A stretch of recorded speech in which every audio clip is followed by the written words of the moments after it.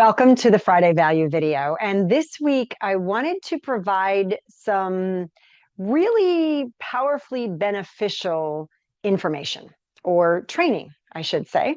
And what I want to teach you is the perfect squat for you. Now, I say for you because it can be modified depending on your specific needs.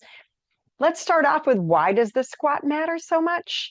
Because your power source is your gluteus maximus, or I like to call him Max. A lot of people call them glutes. You do have lots of other muscles on the backside of your body, but Max truly is the most powerful muscle in the body. And we count on Max to do pretty much everything in life, even if you're just putting something up overhead on a shelf.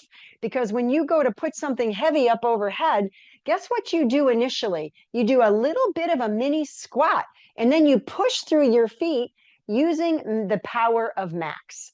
So, I mean, yes, we've got over 600 muscles in our body. Depending on what anatomy book you look at, you might see a different number. However, Max really is what produces power and so much authentic function in our daily life. Sitting down in a chair requires Max, and of course, your hamstrings and some other things. But just sitting down in a chair, if you get close to that chair and then you kind of plop, guess what? You need to work on Max. There is so much data out there that talks about aging well if you've got really strong function. You need strength. So let me show you the perfect squat for you. You can modify a squat. You can put your feet in 27 different positions. They can be perfect side by side, wide, narrow, one forward.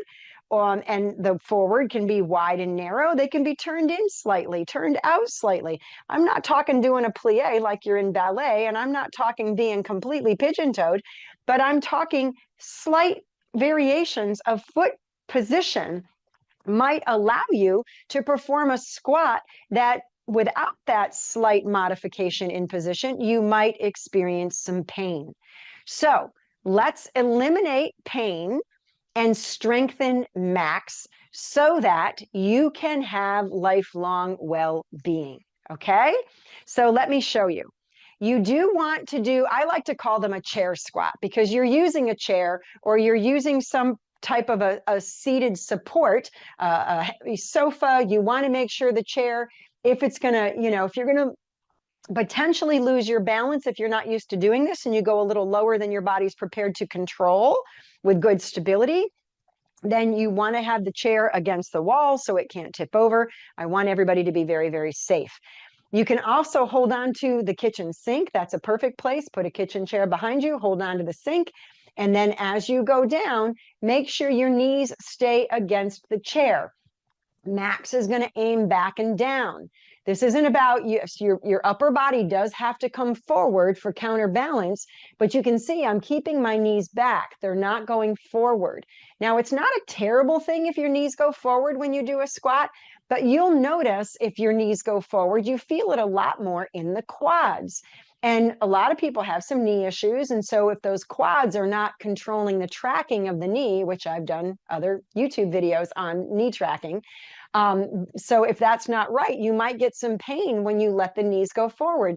It's much less likely for you to experience pain if your bottom goes backward and your knees don't go forward. So you can see the difference. Now I'm going all the way down, so my thighs are pretty much parallel to the floor, and then I'm pushing through my heels to come back up. I've seen people in the clinic setting where, they think they're doing it right, but they end up kind of doing this. It's almost like they're doing a toe touch. And I'm like, it's not about getting your hands to the floor. It's about getting your backside to the chair. You're going to feel the weight so that your toes kind of come up in the air. And you're only going to go as low as you can go and really control the movement. Hold on so your brain knows you're safe and you're not going to fall. And it won't cause you to cheat without you knowing about it. And as you go down, if you feel like you're losing your balance or it's hard and you got to pull yourself back up, then you've gone too low.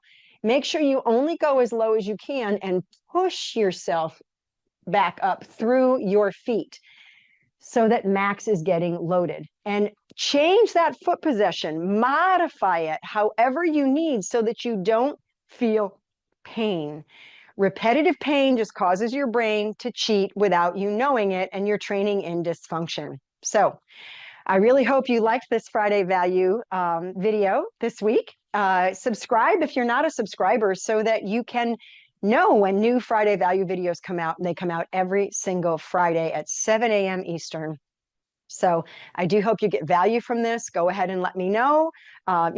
Hit like, hit something that lets other people know that this is a good thing for them to be watching. And I do hope that I will see you next Friday. Have a great week.